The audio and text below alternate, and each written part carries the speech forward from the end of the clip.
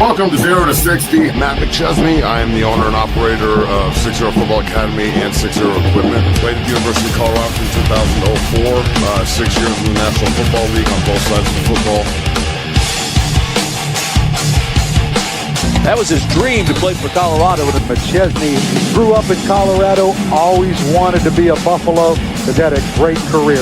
I'm Matt McChesney. This is 0 to 60. That is Coach Prime. We're at the University of Colorado. Brother, thank you so much.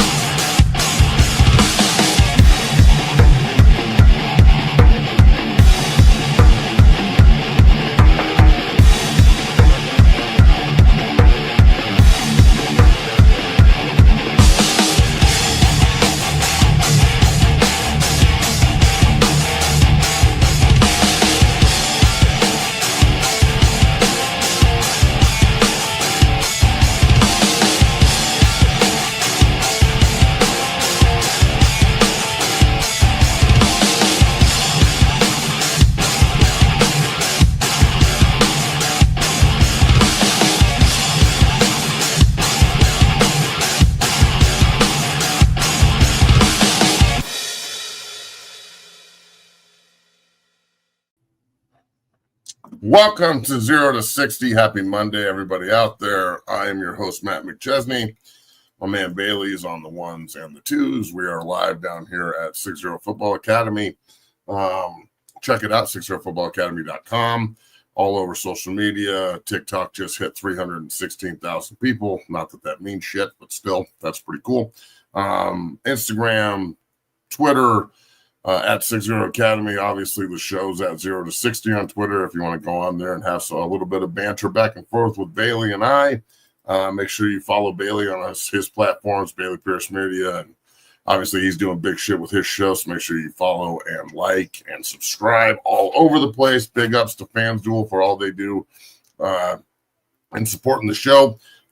Made some more money this weekend. I actually went against what I was talking about and took Florida State and LSU and parlayed them together, and that was a nice little payoff. So, things are looking up here at 6-0. We got a lot to talk about here today on the show. Recapping Colorado. We got Chad Brown on the show who actually called the game on the radio at 12:15. So I'm sure all the prime sexuals will love that. So Bailey, let's get rolling and bang this one out and get out of here. This is going to be a massive show here on this fine Monday. If you're in the building, Dungeon family, hit that like button, subscribe, and become a member. Chat's already popping here, and we got a lot to address here on this fine Monday. Let's get into it and waste no further time. Matt, I want to kind of dive into it. Obviously, we're coming on the Monday after Colorado took on Georgia Tech. Tough loss for Colorado against Georgia Tech. Matt, I want to get your biggest takeaways from this game, Colorado, Georgia Tech, from your perspective, the Colorado alum seeing the game. For me, the biggest takeaways is seeing Colorado, after the first turnover, recovering the fumble, they leaned into the run game. You posted it on Twitter. Great first touchdown there. Good using Michael Welch. But after that, didn't really see that much.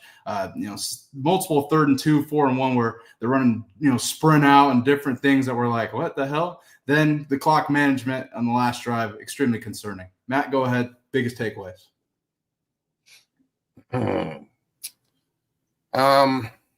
Losing games like this sucks when you feel like you should have won. But if we would have played to win like they did, we would have won. Mm-hmm. I mean, they overcame 3 turnovers in the first quarter, and we got to stop acting like, look, we caused one of them. DJ caused one of them. The rain caused the other 2. So we didn't force 3 turnovers. We were gifted 2 of them, and it didn't work out. The 2 gifts were straight rescinded. Like Georgia Tech might as well just take them back. We didn't do anything with them. Yeah. DJ's pick, that was a forced turnover. But I feel like we didn't play to win the game. The kids played hard enough for us to win. The coaches coached hard enough for us to win. But I feel like in the crunch time situations, And it's very simple for me. There's about 8 to 10 plays in every game that determine whether or not you win or not. Everything else is filler. And getting to those 8 or 10 plays, right? Yep. Period. At least 3 times in the first half alone, and maybe less, but at least 3, in my opinion, and tell me if I'm wrong, we had the opportunity to go forward on 4th and 1 or 4th and 2 from the 50 going in, right? And didn't. Yes. We punted the ball. Mm-hmm. And I don't really care what happens after that. You can miss me with all that shit. I think that with the biggest offensive line in the Big 12 and the new commitment to running the football with a quarterback that can run, number one, that allows creativity on 4th down. You don't have to just do the tush push, which I was extremely worried about. We looked awful when we tried to do that twice. So that was in the second half. We tried to do it and we were terrible at it. So I mean, we got the first down, but it's because he spun off and got hit. Like he got hit into the first, right? Yeah, so exactly. I mean, all I'm saying is there's other ways to get a yard. But if you won't allow us to, even as a player, if the coach won't allow us to go try and get the yard at the 50, that's not playing to win. That's super conservative playing not to lose. I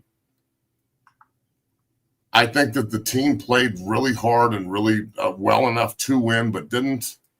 They've got to learn from it this week. They've got to go just whip people's asses in the next 3 games. Like Delaware, I need to see a fucking 65-3 game against Delaware. Like, I don't want to see any struggles and shit. I want to be asleep in the second half. I want the backups to play.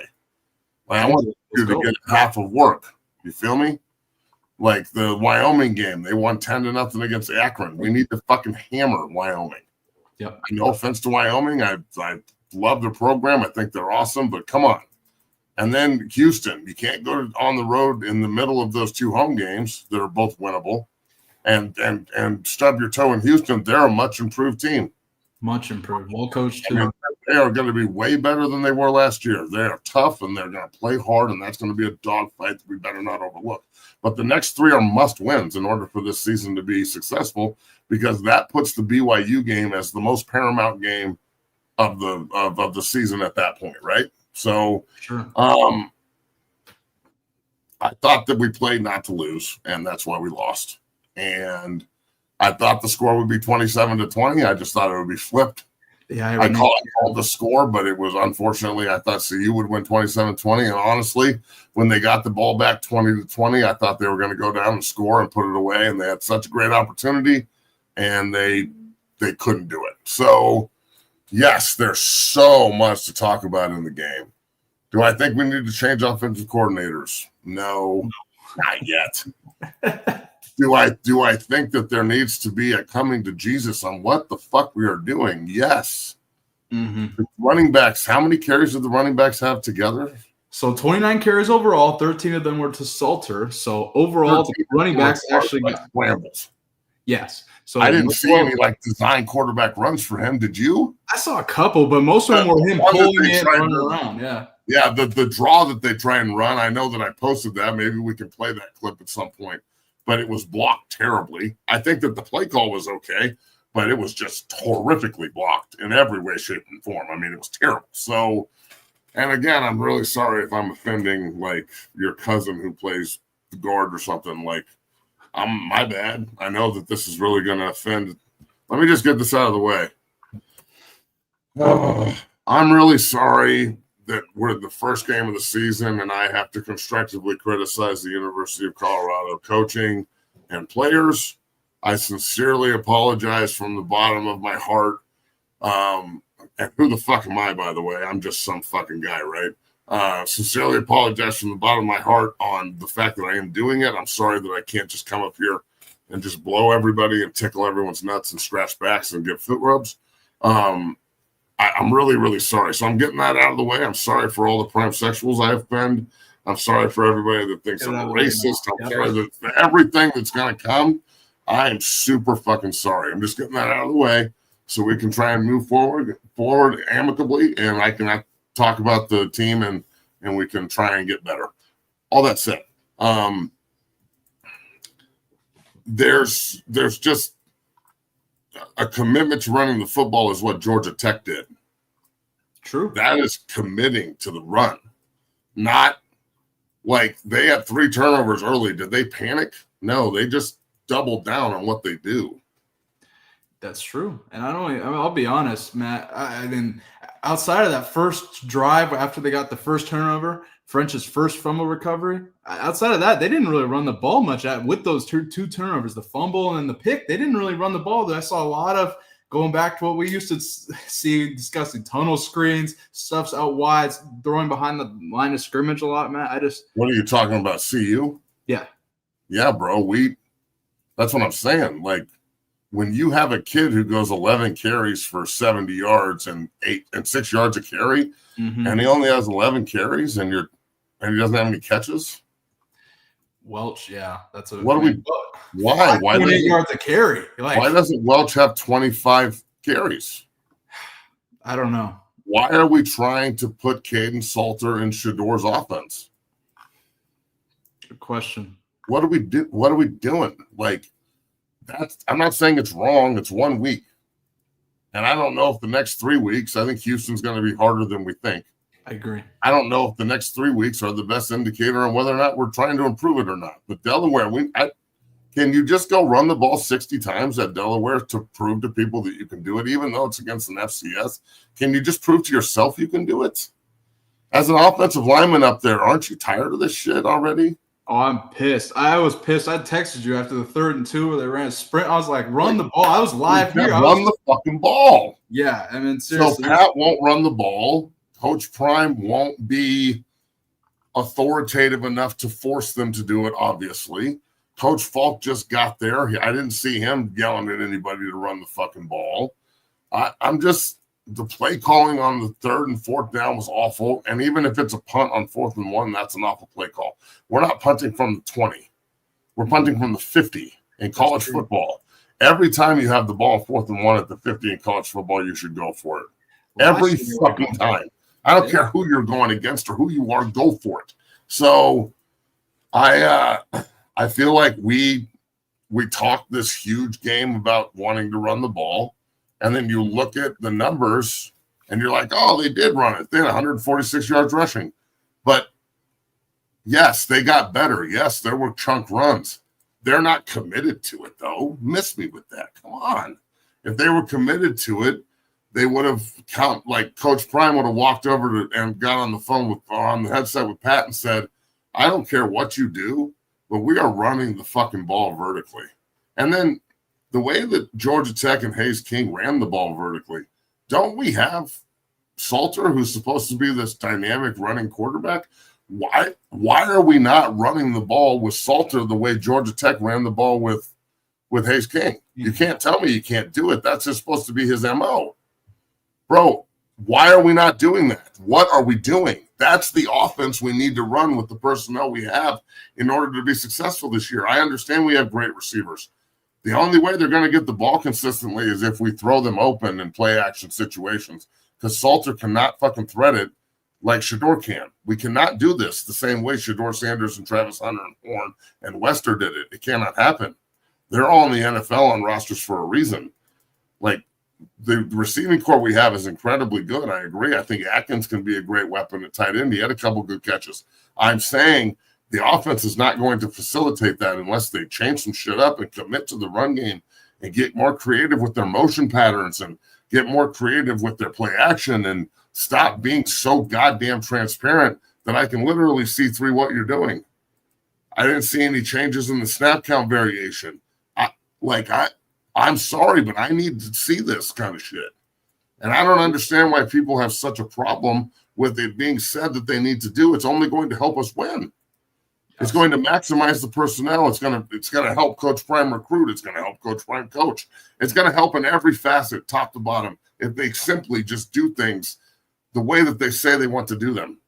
This isn't me saying it. How much did you hear that they're going to run the ball more and they're committed to it and blah, blah, blah, blah, blah. You had under 20 carries between your running back core. Yeah. Am I wrong when I say that? No, you're 100% right. Welch had the most. Welch had 11. Yep. Simeon Price Pierce had like 4 carries, right? carries. And somebody else Taylor, had 5. Taylor had 1. They really just used him out of the back. Taylor had 1, and he had a couple good catches. That kid can play. Yeah. But they got to find a way to get – I was watching Darren Sproul highlights just randomly.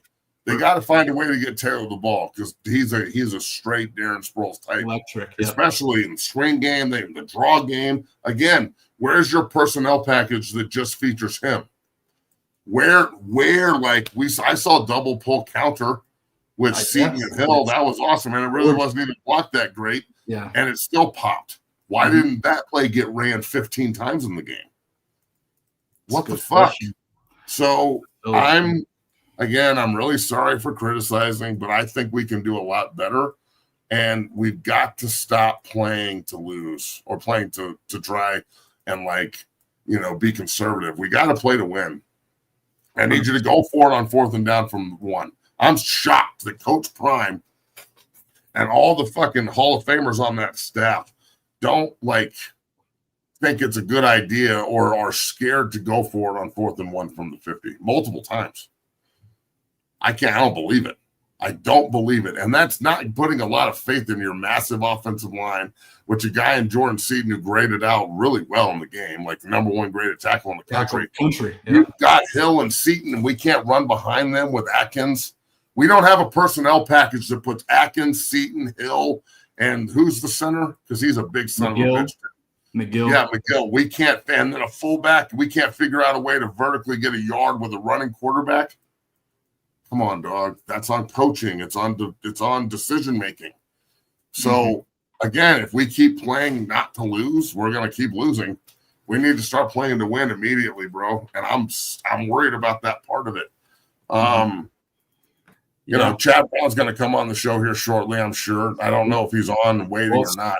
So let's get into it. Yeah, we'll dive into the rest of our with him. Yeah, let's dive into the rest of our takeaways. Defense, clock management at the end of the game. This is the perfect person to have on, and this is an absolute honor. By the way, shout out to Bobby for donating the chat. Super chat is open, by the way. But without further ado, it's an absolute honor to have this perspective on the show. A 15-year NFL veteran, alumnus of the University of Colorado, somebody who's been there and done that, and actually called the game, was on the call for Colorado, Georgia Tech. Our main man, Chad Brown, joins the show. Chad, happy Monday. Thank you for joining. How you doing?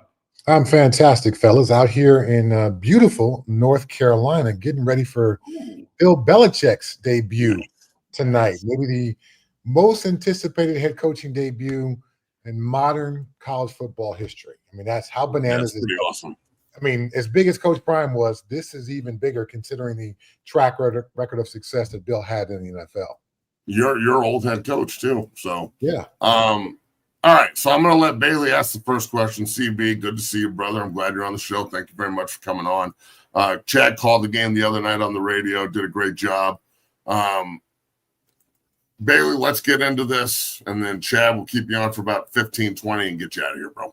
Chad, it's an honor to have you on. Can't thank you enough for joining. We've already kind of discussed Matt's biggest takeaways from Colorado, Georgia Tech here. I wanted to get your biggest takeaways from the game, considering you called it and really got that perspective from it. What are your biggest takeaways from Colorado's loss to Georgia Tech?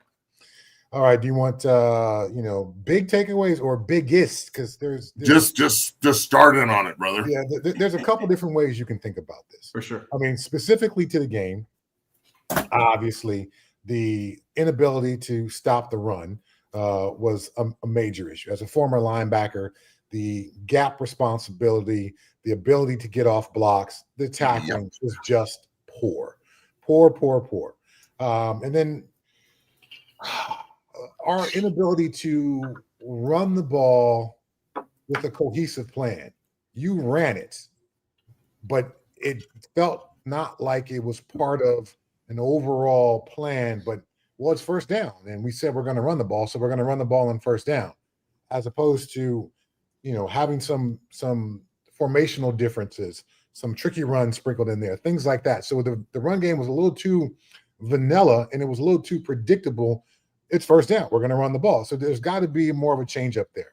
But pulling the scope back. So my biggest takeaway is And I heard Matt saying, I don't care what you guys say. And so I guess this will be my I don't care what you guys say. Not you guys, but the people out there who are going to, Facts.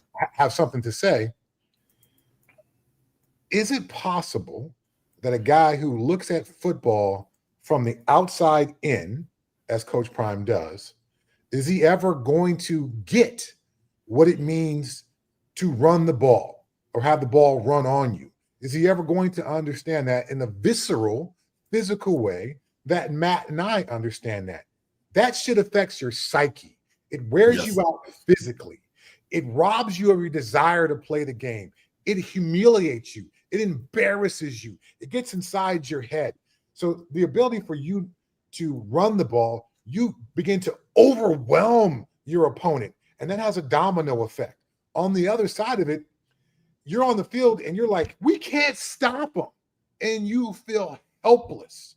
And that also robs you of your confidence to win a football game. When teams are throwing the ball all over the yard on you, you're like, oh, okay, they got a good quarterback. They got a good receiver. We'll figure out a way to stop them. That doesn't rob you of your will the same way that running the football does. So I know you got Warren Sapp in there, and I know you got Andre Garrard in there, guys who know about running the football. You got Marshall Faulk in there, guy who knows about running the football. But if the head guy doesn't believe in that aspect of the game and the domino effect it has upon you mentally, your psyche, your heart for the game, then I'm not sure if the takeaway that I had even really truly matters. That you've got to stop the run and run the ball more. That sounds freaking great.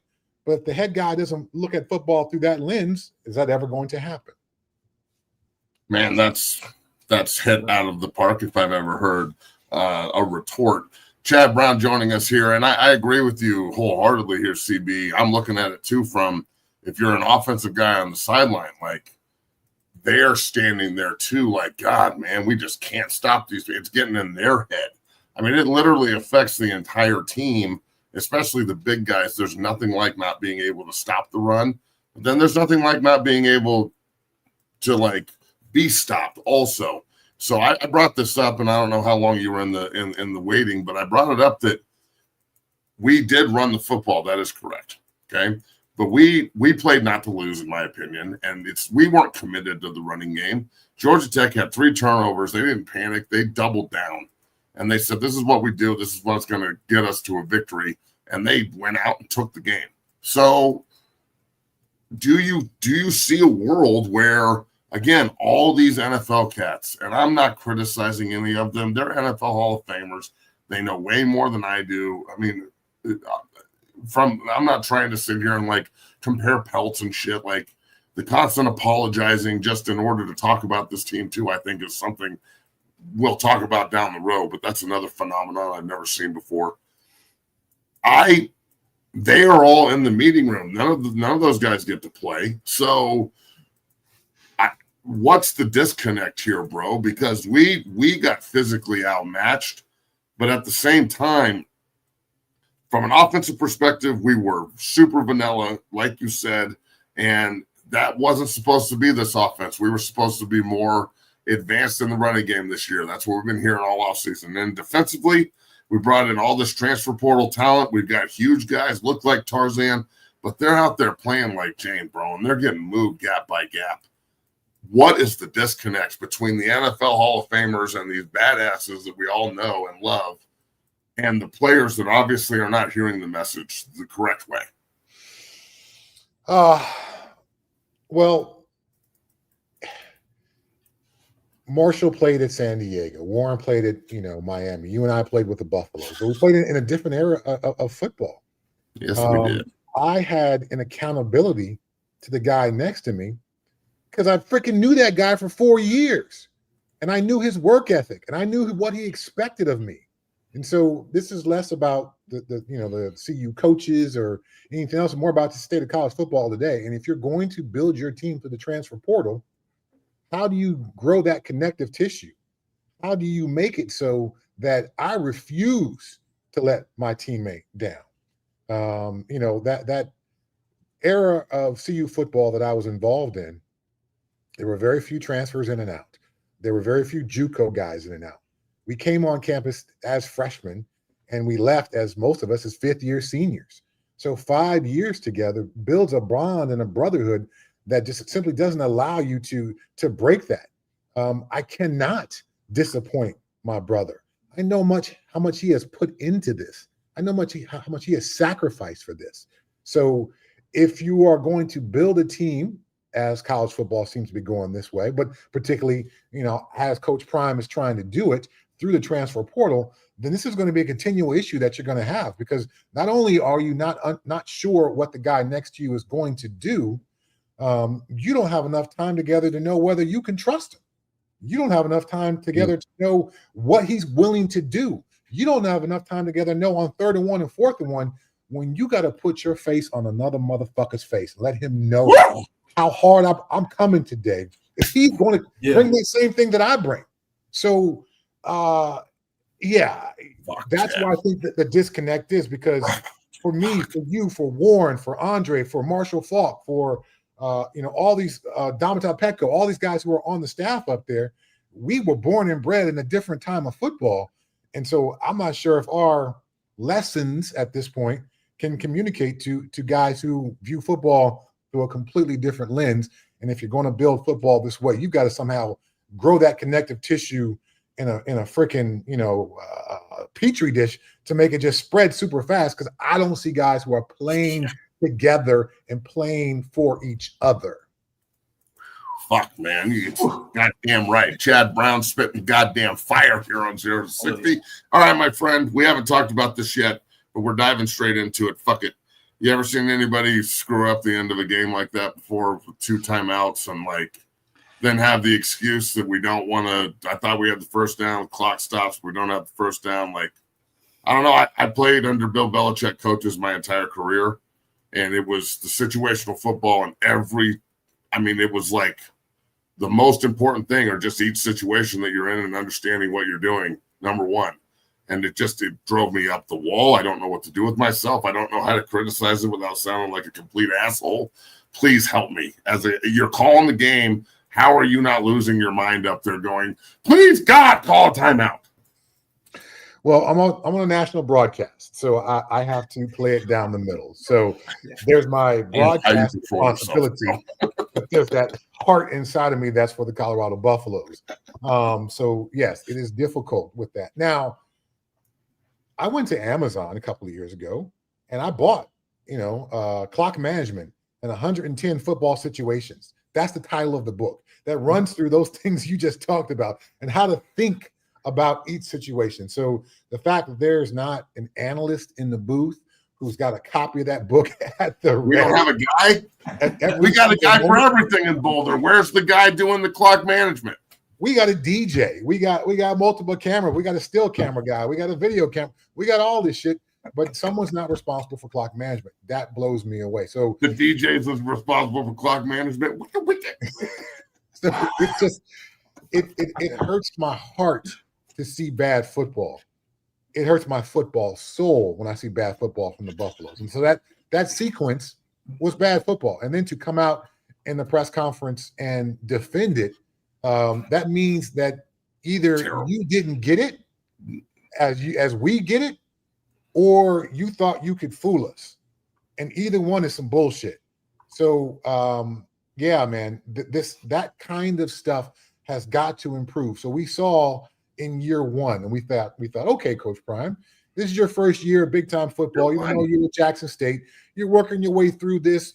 Some of the situational stuff was a little wonky. Some of the time management was a little wonky. But now we're in year 3, and this is the game of all games you have that you have the most time to prepare for, the most time to run through scenarios. You and I, Matt, were a part of a Bill Belichick coach teams, and you were a part. I'm sure you were. Do you remember the wet ball days? Bro. With the fire hose and every single ball taken out of a bucket of water. So I talked about during the broadcast, but in this case, I was talking about for Georgia Tech, how they didn't seem prepared for the little bit of rain that was coming out and how to handle the football in that. Right. But for Coach Prime in that critical situation late in the game to not give his team best chance for success by proper use of timeouts, that fits into that same category. These are things that should have been worked over and over and over again during training camp. The last 2 minutes of the first half, the last 2 minutes of the second half.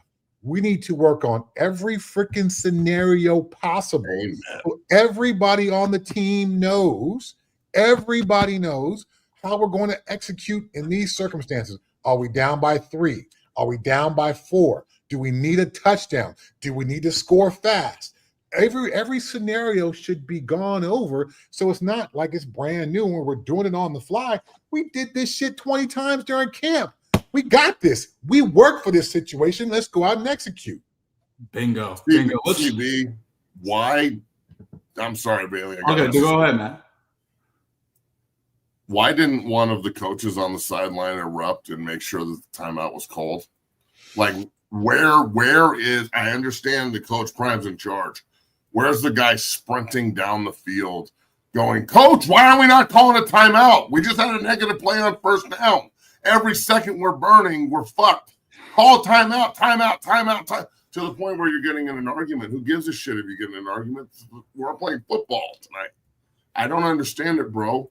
Where is everybody just happy to have a job and no one has the stones to challenge the head man ever?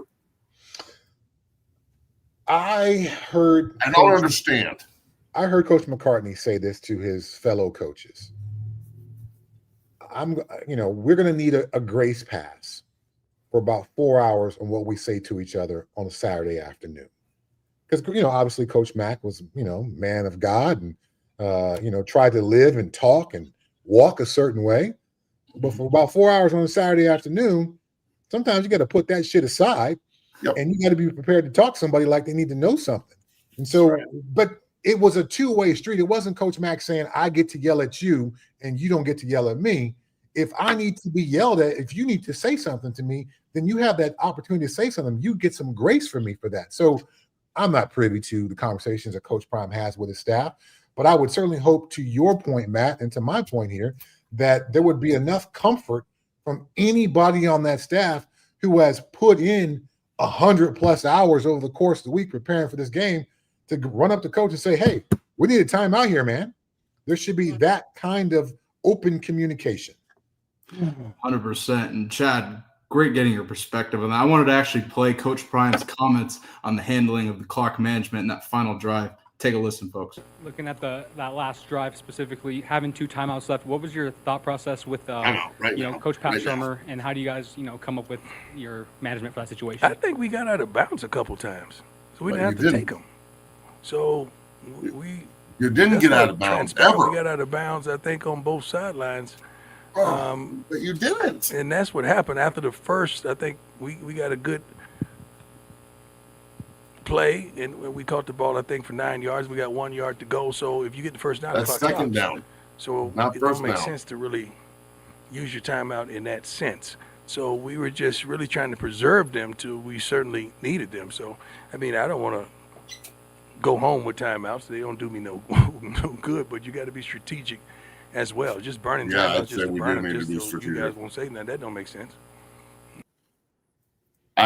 Okay, now the end of it. Look, the mistakes he made talking about it are what they are. You can break that down in your own head as you want in the comments. Again, really sorry that we're constructively criticizing coaching at the University of Colorado. Happens to be Coach Prime. I apologize. I know CB from the bottom of his heart that bleeds black and gold. He's really sorry too, let me tell you. The end of it though, bro, Chad, Bailey, when he says, I'm not just run the last thing he says about the media, I don't really care what y'all obviously the perspective of the media and what's being said is very, very, very, very important. And that should be the last thing we're thinking about right now, right? Right? I'm sorry, bro, but I'm concerned about it. I'm not trying. Yeah, Coach Prime's an incredible coach. He's done great things. No one's trying to say that he's not that guy. But I'm concerned, everyone. I don't know, CB, what do you think about that? I'm concerned as well. And to play the media card at that particular situation, obviously it lands poorly because most reasonable football people would point out, hey, there was, particularly after the negative play on first down, we had an opportunity to stop the clock there, save some time. And we all know that those opening plays in those situations are critical to, and they instruct the rest of the series. And so we want to run a play that, either we can line up quickly after a play if it doesn't work so good, or we can call a timeout and move into our next play. There's got to be a sequence there, again, that we talked about, that's not just made up and talked about, Friday, or in this case, Thursday night at the hotel, that was repped and rehearsed during training camp for those exact situations. So that's where I'm coming from, is there didn't seem to be this massive organizational understanding about what we're going to do in that situation. Now, once the game kicks off, of course, you got to coach by gut and by feel. That's how this has to work. The best laid plans always, get broken up as soon as the game starts. But the situations that we know, the situations that we rehearse, at least we're all on the same page of what the goal is and the basics of what we're trying to execute. And one of those there in that situation, obviously, is clock management. The quarterback, the offensive coordinator, and the head coach, and whoever is the time management analyst, all need to be on the same page with how we're going to execute this series of plays. 100%. Bailey, please. Chad, we've gotten a lot of takeaways from game one. Let's look ahead to Delaware here. What are you looking to call for Colorado to improve as they get ready to take on Delaware in week 2? All right. So, all across college football, and all football, in week 1, it's usually pretty evident who tackled well and who didn't. And then so that now you got a week of that under your belt. Coaches get a chance to, go back and put some more tackling drills into practice and emphasize it. So hopefully we tackle better. But part of tackling is getting your ass in position to make a tackle. And how you get your ass in position to make a tackle is you got to get off blocks. And so there's a reason why, some of those runs for TCU were longer than they needed to be, because our secondary couldn't get off blocks. Our inability to separate from blocks was really poor. So if the line of scrimmage, obviously it's difficult sometimes, a little bit of organized chaos in there. So it's harder sometimes to get off blocks. But for linebackers and defensive backs, man, you got to be able to get off blocks so you can make a tackle. You just can't put an arm out there. That dude's going to run through that. So we got to get off blocks. We got to tackle better. Then offensively, okay, so there needs to be a complete organizational emphasis on how we're going to run the ball, one. And number two, take advantage of our mismatches. Okay, so we got the greatest dual threat running back ever to play the game on the coaching staff. Yeah, we do. It took until midway through the third quarter to realize, we got a guy who used to play receiver who's now in our backfield, and we should throw him the ball. So then they threw him the ball. He got 3 catches, and he was a clear mismatch. And it was clear from me in the booth that Georgia Tech had no answers for it. So I was like, okay, so the rest of the game, they're just going to beat Georgia Tech over the head with Taylor coming out the backfield because they don't have a linebacker or a safety who can deal with this guy. And they don't appear to have any defensive scheme where they are built to double a back coming out of the backfield. So this is going to be just taking candy from a baby for the rest of the game. And it was done. And then it was done. I'm like, what the fuck are we doing? You've got this mismatch. They don't have an answer for it. Yet you somehow decide to go away from it. So this is one of the best gifts I've ever gotten. My father gave me the Don Shula Little Book of Coaching. Years. Like I was maybe 14, 13. Don Shula signed it when I played for the Dolphins. I had it in my bag. And I only met him like 3 times. And I was like, Coach Shula, please sign my. He's like, you have this book? And I had a 10-minute conversation with the great Don Shula. It's one of those moments where you're like, this is happening right now. Absorb this, right? And we were just talking about your plans, right? The ability to execute a plan. And it says right here, be prepared with a plan and then expect the unexpected and be ready to change your plan, okay? That's what coaching is. And the inability for the University of Colorado to do that is the reason we just lost this game, in my opinion. But if we don't figure that out, that's going to be the reason they're 4-8, rather than 8-4, 5-7 rather than 7-5. They could win 10 games with the talent they have on the field. But now it's about putting your talent in position to be successful. So last question I got for you here, CB. There's two more, okay? Before we get into the defensive line and linebacker stuff that I'm going to ask you, because my heart hurt. Being a guy who played 3 technique there and took a lot of pride in it, I felt angry watching it because that's not the way we get down. I will ask this question. How long before Juju is the guy? Because he's the number 1 quarterback prospect in the country coming out. I like Salter, but as a 5th-year guy, you know exactly what you're going to get. And if we're not going to line up and give him the opportunity to run the ball 20 times a game like Hayes King just did, what are we doing? If we're going to throw the ball and just kind of run it, Juju needs to start. Am I wrong to think this? Okay. So I've talked about this with a number of folks. So typically, you've got your pocket passer who's the starter, and you got your dual threat quarterback who's the backup. So then it becomes easy to sprinkle in the dual threat quarterback into the game because he's going to come and he's going to run zone read. He's going to catch a defense unaware. And, this is how we get this guy some game reps and some game experience is right. That you got a package of plays for him. Well, now this is the opposite. We got the dual threat quarterback as the starter, and the backup is the pocket guy. So if you want to get the backup into a game, you can't just sprinkle him in. You got to give this kid a whole series of plays. You know what I'm saying? So what do they do in that situation? Do they give him a quarter in this Delaware game that we would assume we would be able to easily handle what Delaware brings? And that's his experience with hopes that he goes in and plays well, gets some confidence, and we can build off of that as the schedule goes along. Because to your point, if you have a dual threat quarterback who doesn't utilize his legs in obvious situations where he can hurt the defense, then why do we have a dual threat quarterback? What are we doing? What's the point here? We coming into this game, we didn't know a lot about either team from a broadcast standpoint. I mean, obviously we knew Georgia Tech was going to run the football. But, in my keys to the game, I said whichever front seven can handle the dual quarterback threats the best is going to give their team the best chance for success. And so we didn't handle CU. We didn't handle Haynes King very well.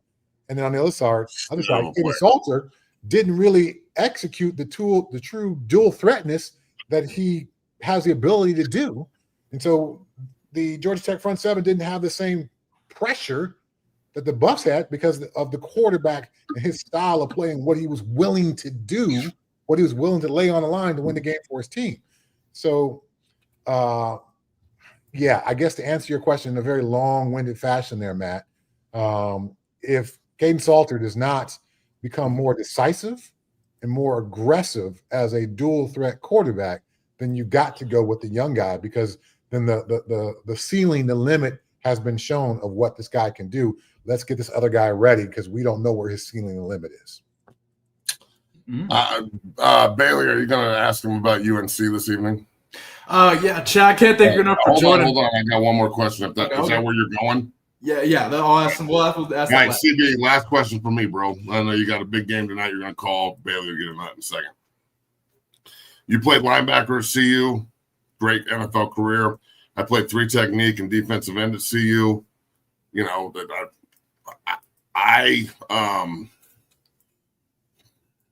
I really took it personal the other night when we were getting fucking smashed in the face the way we were. What is it going to take for 6'6", 320-pound warrior Otis out there to turn into who he really is? What is it going to take for Branch to be who he really is? The true freshman 3 technique. No offense, Swain played his ass off. I love that kid. I thought he played really hard.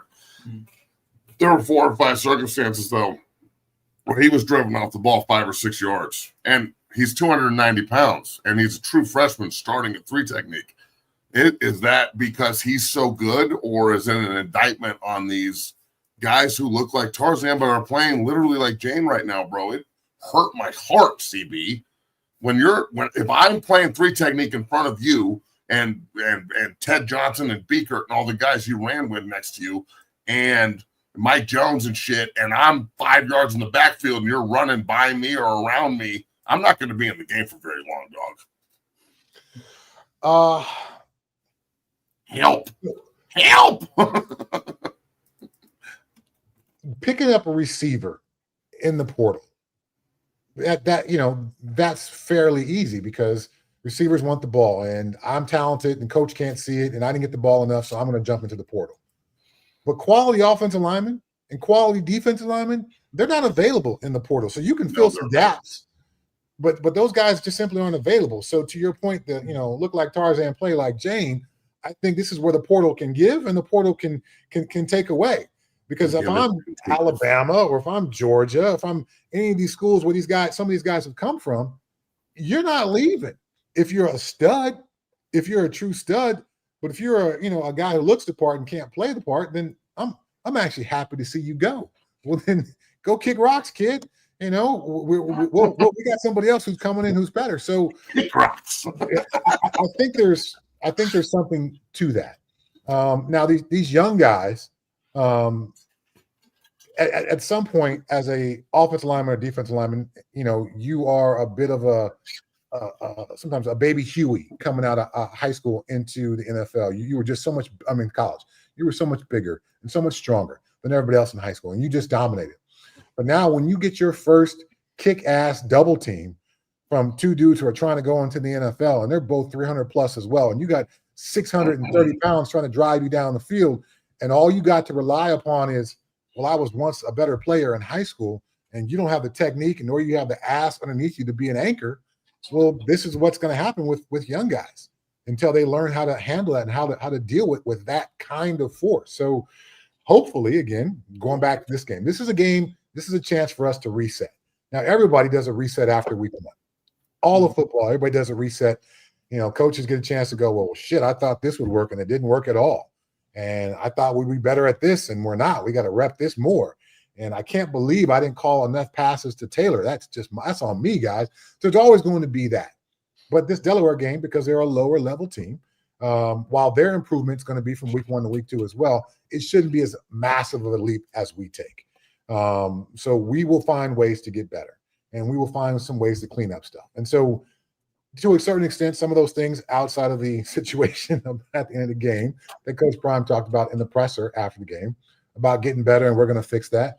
Yeah, they are going to do that. So this Delaware game gives them a chance and gives these young defensive linemen a chance to take the technique from the practice field into the game and then execute it against a little bit lower level of an opponent that can then give them confidence when they got BYU later on in the year, when they got Utah, who appears to be by all means to be back after the most Utah year ever last year, but they are back. So this Big 12 is going to be a freaking gauntlet this year. There's 8 or 9 teams who could take this thing, and so if we want to stay in that picture, we've got to find a key pace from an improvement standpoint from week 1 to week 2, week 2 to week 3. All right, CB, that's all for me. Bailey, let's wrap this up. Chad, final question. Can't thank you enough for joining. Obviously on the call tonight for Bill Belichick's first game as a collegiate head coach for the Tar Heels. Josh Hoover and TCU take on Gio Lopez, South Alabama transfer quarterback for the Tar Heels. I think it's going to be a great, great matchup. I'm excited to see it. What are your expectations for the game tonight?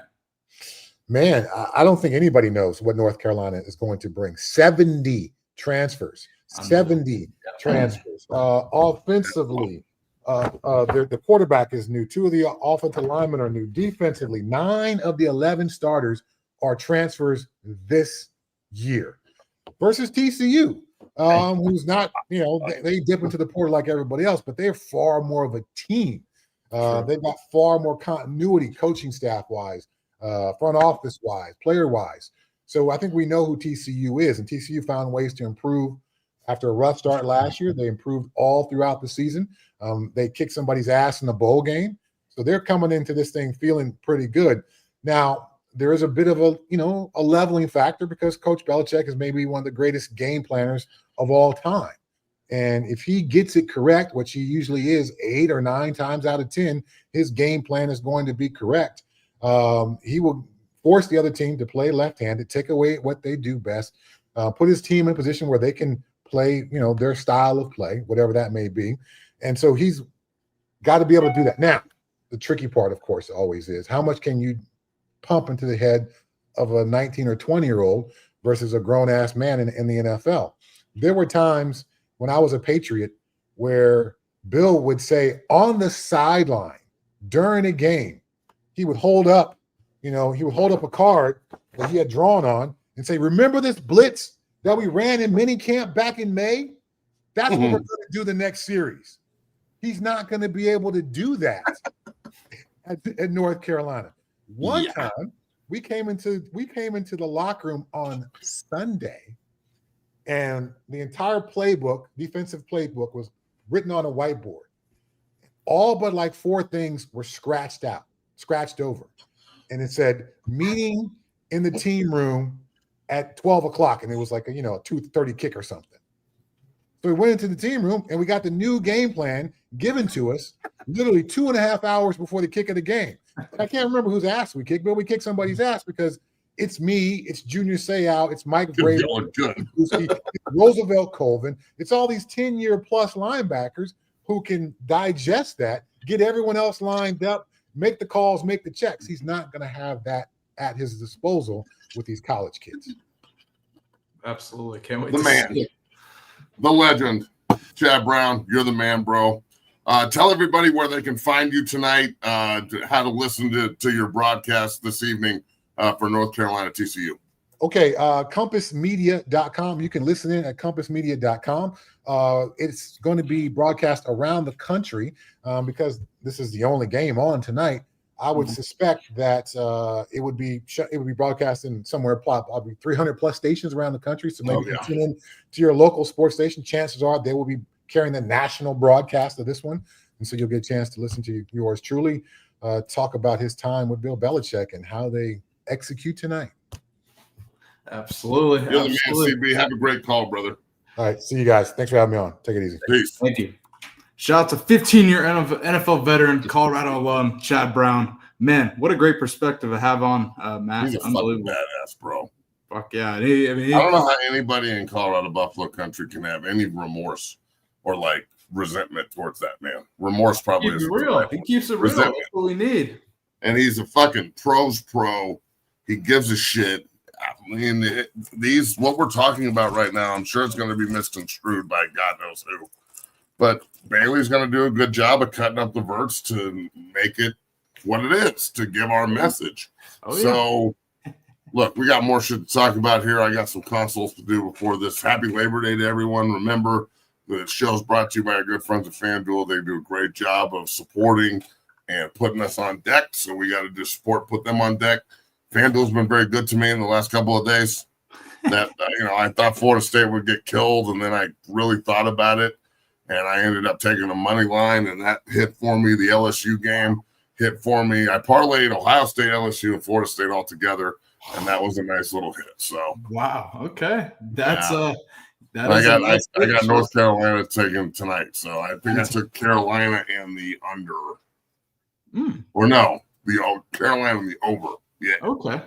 Yeah, I got Tar Heels all day. I think the 3.5 point favorites on FanDuel. I love the 3.5 point underdogs on FanDuel. Give me the Tar Heels all day to win outright against Josh Hoover and TCU, who head to Chapel Hill to take them on tonight. That's going to be a hell of a game. Man, good discussing Colorado versus Georgia Tech. Let's go around college football. You already brought it up. Alabama, FSU, unbelievable football game. Thomas Castellanos has an unbelievable game for the most part. I thought he was really electric, really commanded Florida State's offense. Gus Malzahn, what a job play calling. And also Tony White on the defensive side for Florida State coming over from Nebraska. I think collectively they did a hell of a job in shutting down Alabama on both sides. Obviously, we got to see the send-off of Coach Lee Corso on College Game Day. Of course, he's the only person that picked Florida State. All of his picks hit, by the way. All the schools he played at won, I think. And then he was on one yesterday. Every fucking pick he made hit. So exactly, he was on fire. But Matt, what are your takeaways from the Florida State game? This was big. I mean, this is the kind of win that puts them on the trajectory that they should be on.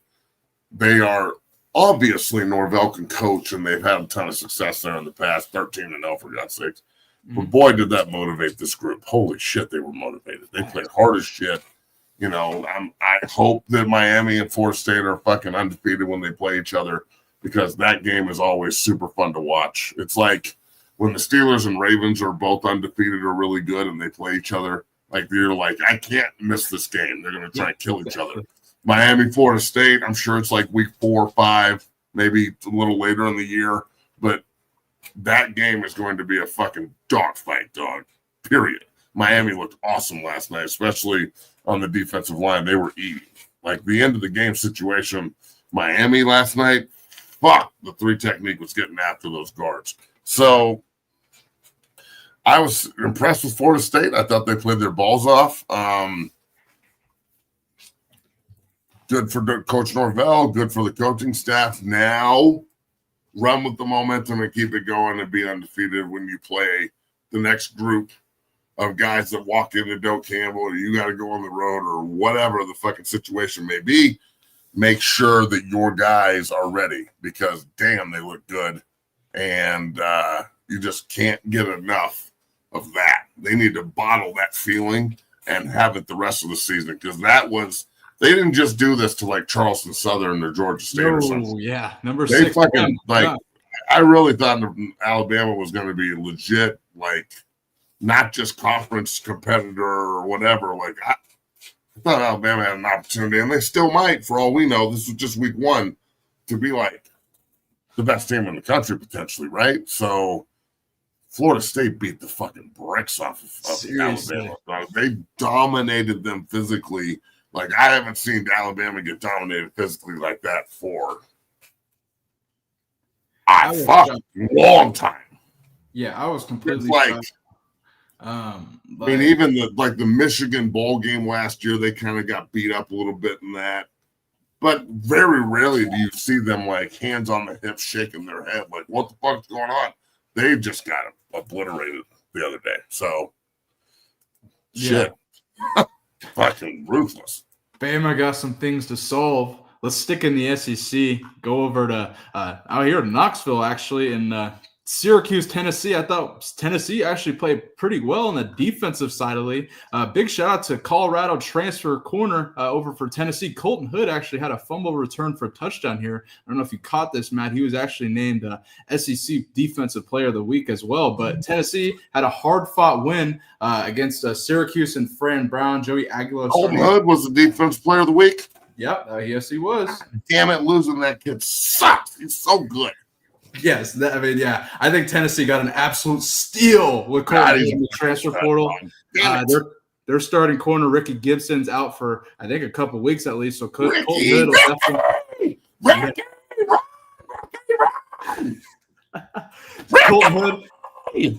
will definitely get some more action here, but nonetheless, named SEC Defensive Player of the Week. Matt, what are your takeaways from Tennessee's win against Syracuse? I think Syracuse is a pretty good team in the ACC. And, like, let's be real here. The ACC is looking pretty fucking stout. Like, they may not win every game, but their squads are tough and, like, seriously, they look pretty good top to bottom. You know what I'm saying? Like, they look like they're going to line up and fucking hit somebody in the mouth in that fucking conference. So, yeah, dog, I think that's, obviously Tennessee got a steal. The Hood brothers are in the elite, and Colton is a fucking monster. That kid is a stud. So, good opportunity for them. I thought that the game was back and forth, and, we'll see what happens after, again, another opening week barn burner. Those opening week games have become like really good bowl games where people give a fuck. You feel me? Like, it doesn't really, if you win or lose, it doesn't really say shit about your year. You can get away with losing. But, like, a lot of these matchups are excellent between great teams and highly ranked. And, like, that's how I feel, at least. People are playing. No one's sitting these games out. People give a fuck. Like, it's a direct line to just week 2, right? So everybody's in, which is awesome, because usually when you get matchups where you have, like, Texas and Ohio State back in the day, in a Rose Bowl situation, you might have somebody sit out. Yeah. But now in playoff situation and a situation where, the BCS back in the day, people can just sit that shit out. No more. So at least these elite games, the players are all playing. 100%. Did you get a chance to see Joey Aguilar at all for Tennessee? I actually thought he looked pretty good in the debut. Look way better than Nico's busted. I was just going to ask you. 3 to fucking 10. Chump. Fucking Nico Mava not going to work here very long. Shitty. UCLA as a team sucked. They struggled. Like, Deshaun Foster's probably going to get fired here pretty quick. Yeah, and I hate to say that, but like if that's how they came out and look, I am extremely disappointed. I mean, or fucking Utah is just like walked into the Coliseum and they were like, "Hold this." I'll tell you what, Devin Dampier, their quarterback, Dampier, he looks electric. You called this like 6 months ago too. You're like, this kid, he's a New Mexico transfer, right? I told you. Holy shit, you did. You called it. This kid's a fucking monster. You ain't lying. Fuck that kid to play. I see you. Why didn't we get this guy? No way he wanted to play at fucking Utah, homie. Give me a break. Miss me with that shit. No one actually wants to go to fucking Utah. You go to Utah because like they're better than other opportunities. But that kid could have you could put Coach Prime in Boulder. Come on, dog. With Dampier, we had him on Coach JB's show about 6 months ago. I'm pretty sure his OC or his head coach is Utah's OC now. I'm pretty sure there's a connection. I know, because I would have said the same shit. Son of a bitch. Yeah, I know. But man, yeah. Overall, Aguilar. Those fucking connections and goddamn relationships with players. I mean, who would just follow a coach? What the fuck? Let me say that. Oh man. Overall, Aguilar looked better than Nico overall, and Tennessee gets the victory against Syracuse. UCLA struggles against Utah. Matt, as they say in training day, you ever had your shit pushed in? Yeah, for real. They got their shit pushed in. Gross. Let's go last night. Miami, Notre Dame. Let's talk about Texas and Ohio State real quick. Okay, let's go. We got to address that first. Yeah, Arch Manning. Matt Patricia. Oh, God, he was terrible. I thought Ohio State would win. The game was very defensive-oriented. True. I don't know if you can really judge either team on it or either quarterback because you don't know really what you're getting. You can't really prepare for it the way that look. Is it telling? Kinda. I don't know if Arch is ready for the spotlight. That said, let's get 2 or 3 games into the SEC before we start panicking. I 100% agree with you. I think Matt Patricia dialed up an absolutely genius game. But I think both defenses played pretty well. I mean, goddamn, 21 points in total or however many. Like that is a low scoring game for sure. I thought Arch Manning, once she shakes off the cobwebs, I mean, you got to admit, man, that's probably the best defense he'll face all year. No. I don't know. One of them. The SEC is pretty good, but it's probably the top 3 defense he's going to play all year. Yeah. But when he gets to the playoffs, that's who he's going to have to play. Bingo. It's like that's one of the good things about the playoff. I don't know if there's a lot of negatives, but that's it. Like you got to go through these people again. Football karma's a bitch. I guarantee you're going to have to go through them again. You want to win the Natty this year? You're going to have to go through Texas again, I'm sure. It reminds me of when Texas beat Alabama and kind of humbled them before they ended up coming back with Milroe going to the college football playoff and Saban's last year. It reminds me of the humbling. I think Texas got humbled there. Absolutely got humbled. It's wait to be seen how they respond. But I think they've been out of the playoff now for 3 years. They haven't made it. Who, Texas? No, Bama. Oh, Bama. It'll be 2 years now. Chad, correct me if I'm wrong. I think it's 2 years. But yeah, I think it's the exact humbling that Texas needed, and I mean, I think they're gonna take over shit now because I think I don't know. It seemed like they had the training wheels on Arch a little bit. No. I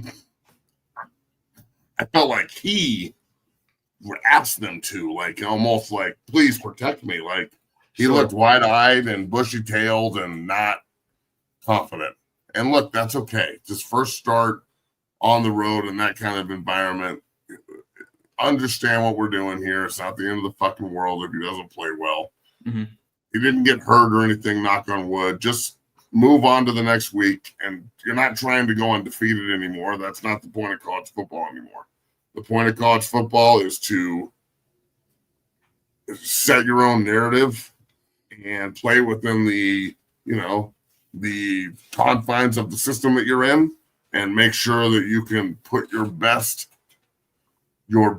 opportunity to be successful on film every single Saturday. And he did not do that this Saturday. But who's to say he won't do it moving forward? I mean, the kid's obviously talented. It's just a matter of doing it correctly. Like, is he really being pushed mentally to understand your formations and mic points and all that kind of shit? Can you even really coach it based on week one? Because, sure. I mean, fuck, man, with the transfer portal too, Ohio State is throwing all kinds of new shit at this kid. New numbers and fucking guys putting on this jersey or that jersey. He doesn't know what's going on. He's just out there fucking playing ball. So as they progress into the season, he'll only get better.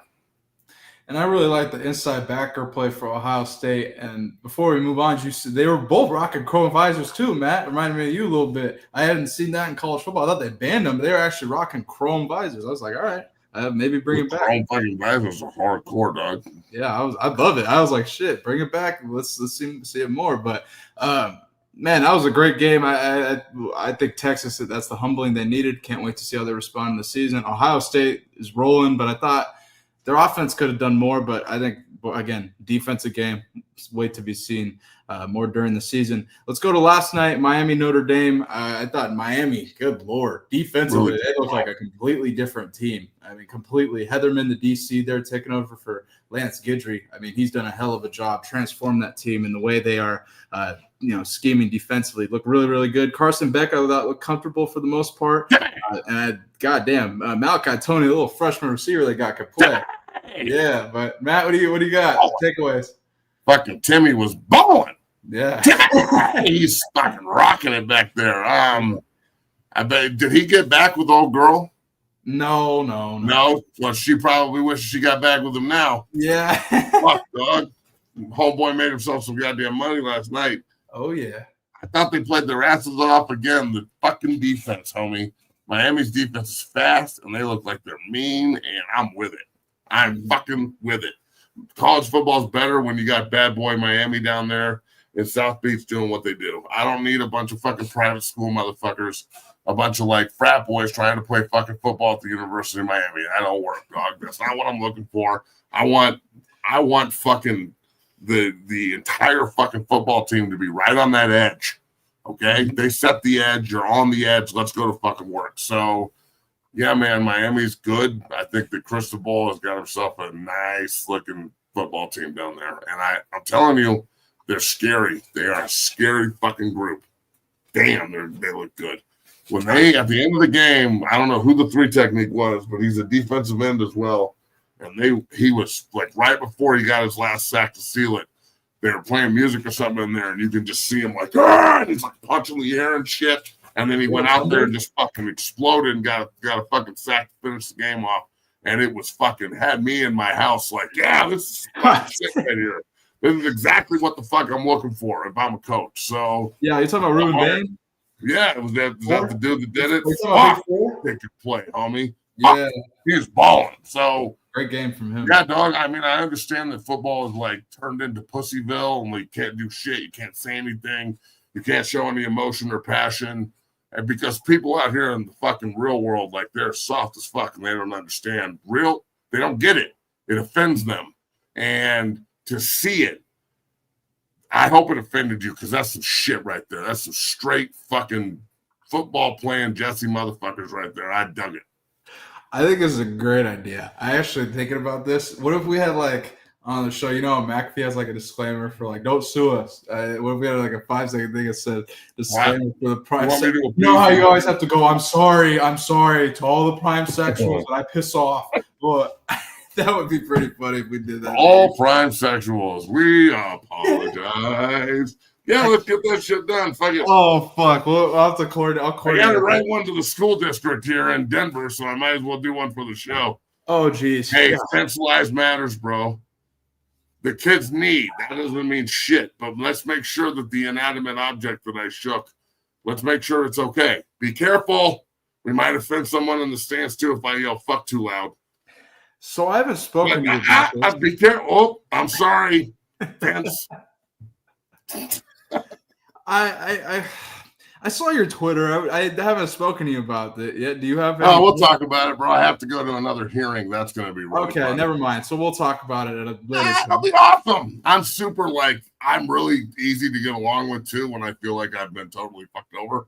So this hearing should be awesome. Oh, jeez.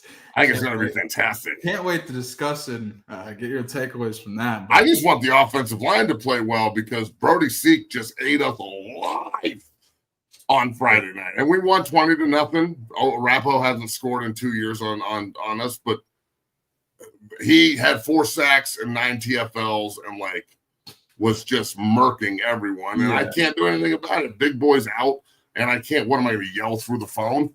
Marquise, who is an outstanding quarterback for us, bro. I think he might be better than Austin. And Austin's a hell of a player, yes, bro. More complete. His throwing motion isn't his good. His throwing motion's more action. It really pops off his hand. Not saying Austin doesn't. Again, sorry to constructively criticize someone. God forbid I do that. But we protect this cat, and we're just as good as we were last year. But we got to figure it out because that fence is super important, and it's a massive part of the team. The fence holds us all together. You feel me? We take that fence everywhere, dog. I can't believe that I was so naive and idiotic to put my hands on the fence. Holy shit. Fence lives matter. Fence lives matter, Bailey.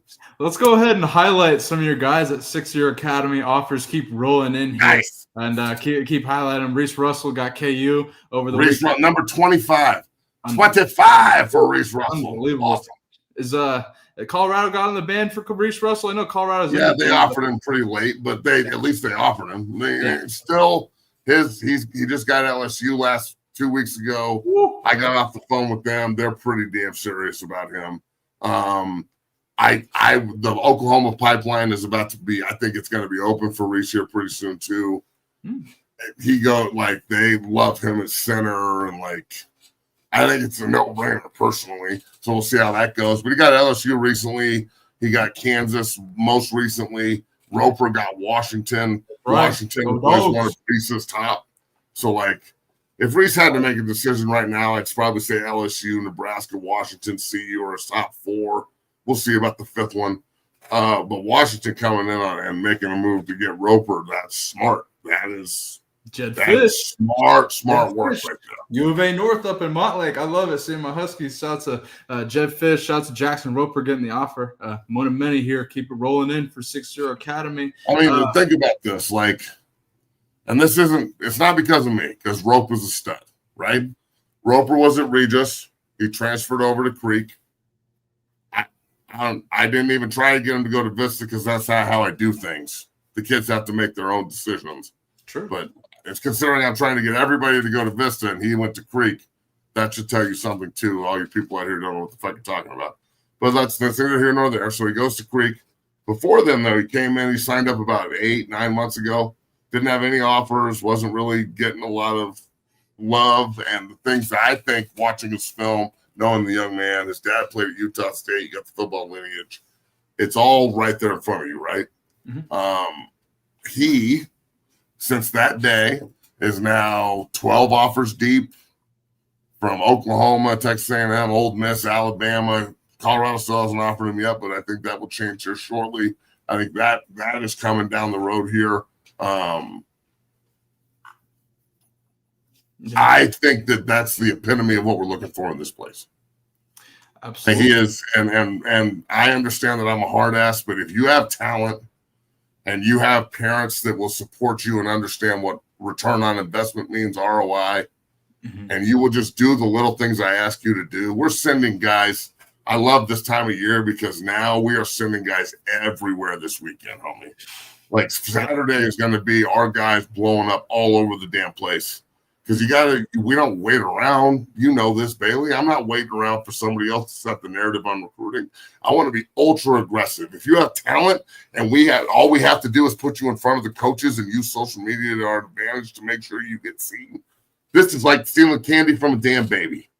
Yeah. Everybody does their job. You go to school for free, and now shit, you can get paid to play the game, which again makes it a super ultra competitive business. And that's a beautiful thing because it eliminates all the people that are full of shit and just want to do this as a hobby. If you're looking for Hobby Town, wrong place, not going to work here. We stack chips. Period. We are not in the business of just in here being like, oh, well, that was fun. Orange slices for everybody. There's plenty of other places where you can go run ladders and look at the floor and get some orange slices. So I don't know really what that tangent, but hey, man, that's the way things roll here. What else happened? Cole LaCrew blew up, right? Oh, yeah, that's right. That's right. Yeah, that's right. Cole LaCrew, shout out to him. Honorable mention, FCS Offensive Player of the Week. Now, look, I don't know if people remember Cole's story. I know you do, Bailey. Cole won a state title at quarterback at Broomfield, I guess it'd be 3 years now? Yeah, a couple years. Something like that. Like, he had a couple of good offers. Like, Tulane really liked him a lot and it offered him. If I remember correctly, Cole was committed. I can't remember if he was committed anywhere specifically, but I remember Wisconsin got in late. And, like, they really liked him a lot. And I pushed on him really hard. And, like, look, you're fucking up if you don't take this kid, which I still agree. After watching Wisconsin's offense the other day and this kid blowing up like he did, maybe they made a bad decision in not playing him. But, at the end of the recruiting process, Cole did a great job of winning a state title and putting himself in position to get recruited at that level. And Wisconsin came in, popped. He got that opportunity, and it allowed him to now transfer to Eastern Illinois, where Sean Payton played, Tony Romo played, a lot of great players at the quarterback position, and he's blowing up. So maybe Wisconsin should have kept the kid and played him, you dumbasses. But huge ups to Cole. That kid is, again, what we're looking at 4.60. There's this huge misconception that, like, it's just for linemen, right? Mm-hmm. Well, offensive and defensive linemen, okay, yeah, it's for them. But the quarterback, I don't know if there's a place where you can learn more from a mental perspective and then get put in front of the coaches because there's only one of y'all, right? There's only one spot for the quarterback. So if I say to you, yo, get up there and draw me 11 3x1 tight end ISO left close bunch right nasty, under Sam Stack, strong safety force, cover one fence man. I need 60 protection. Where's the squeeze gap? How are we going to move that to 70 protection if we need to? And why would we? What does the force player mean? Why are we in cover one? What does fence tell us? If they want to pirate this and drop the backside, how do they do that? And all this needs to happen pre-snap, baby. Let's go. Are you going to be able to articulate that to the rest of your teammates and your coaches and everybody else as the quarterback? Because who's responsible for the quarterback's protection, Bailey? The quarterback. Pretty easy. Yeah. Because you got to tell us what we're doing, homie.